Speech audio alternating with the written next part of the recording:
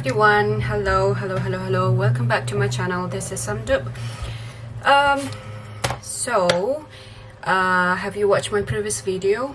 There are some interesting videos if you could go back and watch some, because I've been making a couple of videos which are quite interesting and which are based on my real life, like how I started my book, my first book, and how I started my yoga journey, and how I started my career. And today I am going to talk about the another one, so how I chose, or why I chose to be a nurse. Well, if you know me pretty well, obviously you must be aware that I have been studying something else back in India, and then I ended up being a nurse. So there is a huge transformation if you could flashback and then compare with the current job that I am doing. So currently I am a nurse, like certified or a registered nurse, and I've also been working as a physiotherapy assistant. But recently, like a couple of weeks ago, I resigned from my PTA contract because I wanted to focus more on nursing. At the same time, I wanted to move forward for better opportunities, because previously I have been working two different jobs at a place, as a nurse and as a physiotherapy assistant. So with the physiotherapy assistant, it is really interesting.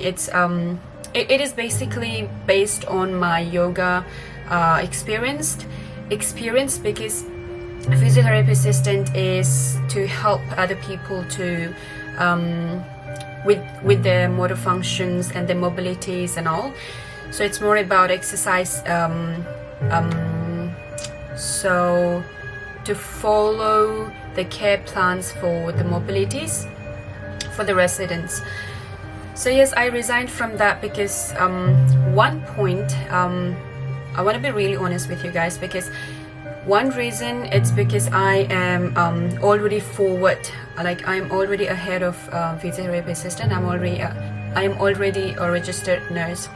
Registered, which means professionally registered. So it's a certified nurse, where I earn more than physiotherapy assistant at the current workplace. So I chose to give up that. Well, not give up. I chose to focus more on nursing, where I get better pay. At the same time, I get to do more clinical skills. So I chose to focus on one career at the moment, even though I have less hours just to be a nurse. Before I have like more hours, like full-time hours, but not like according to the contract I'm not full-time, but I'm getting enough hours. I've been getting enough hours and like really good shift, but then I started to think a lot about it. Then eventually I decided to focus more on nursing. Anyway, so flashback, why I chose to be a nurse. Yes, so nursing was never ever in my list, and I have never ever thought that I wanted to be a nurse, even though I really appreciate and acknowledge this career and this job, because for me, I am more into health. I'm more into physical, mental and emotional health than sitting on a desk and doing work on computer. I'm always like very functional and practical lady, girl, whatever you say. Yeah, so I always wanted to do something which has more physical thing, more practical, more functional. So I have done a lot of things before my 20s. Before my 20, I have been studying a lot of non-pharmaceutical healings. I've been doing a lot of natural healing studies and lots of therapeutic skills. But then eventually I'm a nurse, like I'm a nurse now. So back in India, well, flashing back to school life. So you know, when you were in school and if you ever been in a Tibetan school, like boarding school, you know how it feels, because when you're at grade 10, you have to decide which stream you want to go, either science, commerce, or arts.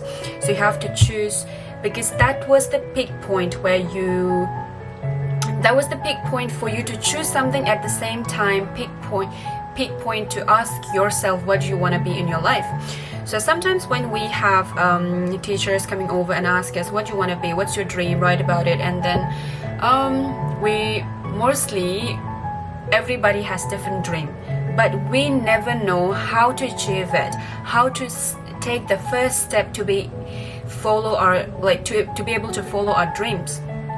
So it was always a dilemma for us, even though I knew what I wanted to be, but I never know how and where to start and whom to approach and where to seek the financial support, where to go and find the best university or the college to go and study in. So these are the really big things, but we never know how to do it and where to go and whom to ask. But most of the students, we are always certain about our dream. We always know what we wanted to be. Even like if you ask a student, like a small kid, ask him or her what you want to be in the future, obviously they would say something, but if you ask how and where, definitely they would have no idea. Either their parents or the relatives would help them, or the counselor or the school guidance or mentor would help them. But for us back in school, we didn't have counselor. At that point when I was in school, we didn't have counselor. That's the fact. We didn't have the counselor. We had our teachers, and then we would ask them, teacher, what did you study? And if the teacher is an English teacher, we would ask her. For example, some students want to be an English teacher, or they want to study literature, so they would eventually have to discuss or conversation with the teacher, and they would ask, hey teacher, where did you study? And then they would explain us, and then if the teacher said, yeah, I studied in this and that, such and such university, so that university sticks in our mind. Other than that, we have no idea. It's like zero idea. So yeah, so in school, I always wanted to be a counselor because I was a very introvert student. I was a very introvert. I never talked to anybody. I never approached to anybody for help. I never even raised my hand to answer the questions in the class. Even I have everything. It was not only me. There are lots of students who have been through a lot, so I'm just talking on behalf of everybody, including my experience. Yeah, so I was like very shy, very introvert, never talked to anybody. So all I chose to do is write down, because nobody judges you, nobody compares you with anybody. It's just your word directly putting into word, directly putting into or onto a book, and then you keep it as a journal or a diary, and you trust that book, right? So I was like that kind of person. That's why that is the way how I started writing my first book. If you have watched the previous video, I'm sure you'll know how I started my first book. Yeah, and then the reason behind I wanted to be a psychologist or a counselor when I was like young, and even still I wanted to be a counselor and study psychology, but it's like a long process, lots of financial requirement, and then it's going to take like 5 to 7 years. And then should I focus on my current life or should I focus on study? So it's like it's hard to balance. At the same time, you are not in your country, you are in someone else's country. You are trying to adapt to that country. You are trying to settle your life. You're trying to find a way to live your life, and you're trying to find a place where you feel you belong to that place, you know. So we are at that stage. So we always choose the safe as well as long-term phase. That's why it's quite hard for me to pursue what I wanted to be, but who knows, we never know what happens in the future. Yeah, so we never had counselor in school, and I always like to talk to someone in private, in personal, and but I never had that chance, never ever had that chance to talk to anybody and ask about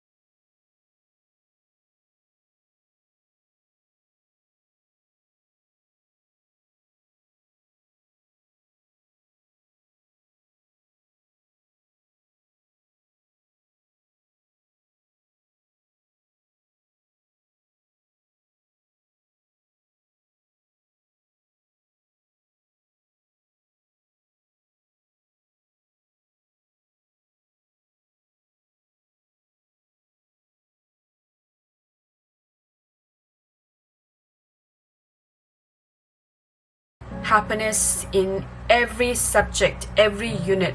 So then I went to my principal and I spoke to him that I was like, well, I'm not really enjoying this one. And then he asked me, what do you like? I said my favorite subject is English, and I really enjoy reading books. I really enjoy reading articles, writing things. But with science, there's nothing that I could match my passion, my interest. And then he advised me to go back to arts if I wanted to. So I chose to go back to arts, and then I was able to follow up for last 3 months, which I missed, and give all the weekly and monthly tests, which went really well. And I realized that science wasn't for me, and then I chose arts. And then after year 12, I was like, okay, so where should I go? Which university should I go? I have no idea. I have no idea how to travel from here to other place, other state. And I was always so scared to travel because I've never been out of the school. It's, you know, boarding school, you stay in school whole life, like whole school life. Most of the time I stayed in the school, and I never know how to travel, how to look after myself by traveling alone. Plus, when you don't have relatives to look after you, and when you don't have relatives for you to arrange for your university and financial, so it was so hard when you have to do everything by yourself. But then I was like, okay, I want to do psychologist. So I started to search some universities not far from the state where I studied, because I was like, I would be very anxious if I moved to a very far place, and then I might not able to focus due to my fear, or I don't know, I was not ready to go too far. So then eventually I was admitted into one of the best university in India. And then I decided to study psychology there. But then unfortunately I had to withdraw from that one due to some issues. I think I've made a video about that too, so if you could watch the previous video, I'll put all the link below and you see how the journey goes. So it's basically like how I started my school life, and all the books and yoga careers, and the current career as a nurse, and how I came to Australia. So it's basically like overview of my life until now. Yeah, so then I had to withdraw from that university, and it was like such a big shock. It was like so devastating. Like it was like a huge storm. I've completely lost my hope. I've completely lost faith in me that time. I felt like I'm like nothing. So I had everything in my hand. I got my scholarship. I got the best university in India for psychology, and then I got the hostel, and also we have arranged every single thing, but then all of a sudden everything on my hand fell apart, and it's like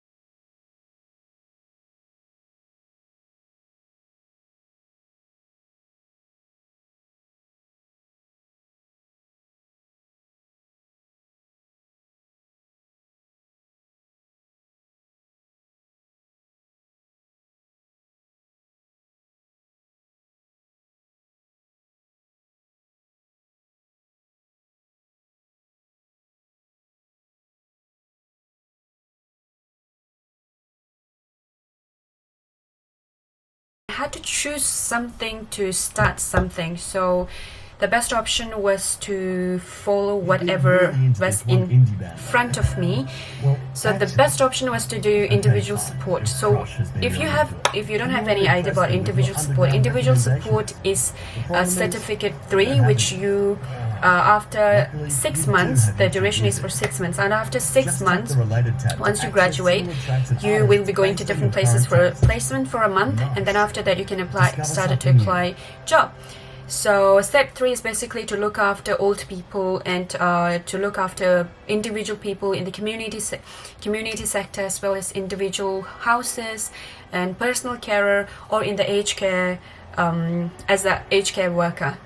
So I think people are a bit ashamed of talking about it. If you're working in the aged care or if you're looking after old people, it is nothing bad. It is a really huge thing that you are doing. It's like you are looking after vulnerable people, the people who cannot look after themselves, who cannot help themselves, who cannot assist themselves. We're looking after those people, and we should be proud of it. And sometimes people would say, you know, I have heard a lot of things from even from my friends and all, and I'm sure you heard the same thing.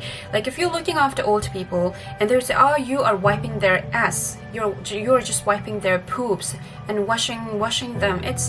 They just think that it's the lowest and it's the most pathetic job, but it is not. It is a really rewarding. It's a very satisfactory. It's a very satisfactory and it's a very blissful job, because like us Tibetan, we believe compassion, kindness, and helping other people is the key.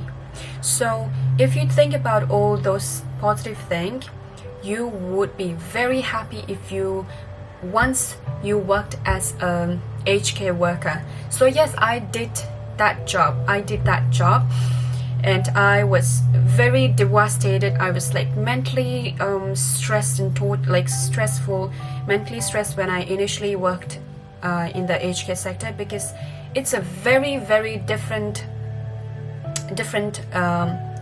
thing, different topic.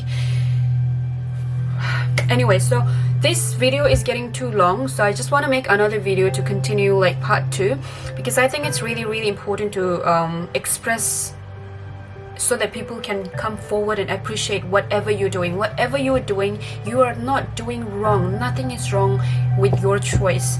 It's just that you are doing something. You're doing something. At least, you know, doing something is better than doing nothing. So never be ashamed of anything you have done in your life. So I'm just going to continue my video in the next one, so that you can watch the next one after, because this video is getting too long. And I hope you guys will continue watching to find out how I started my nursing. So I'm in the middle of the topic at the moment, but I need to cut it now to avoid your boredom and to increase some curiosity. Anyway, just kidding. Alright, so I'll see you in the next video. Make sure you watch the next to continue understand and continue to know how I started nursing, and that might also help you to pursue yours if you're looking forward to come to Australia in the future, or if you're planning to do nursing sometime in the future too. Alright, have a good time and stay tuned for the next video.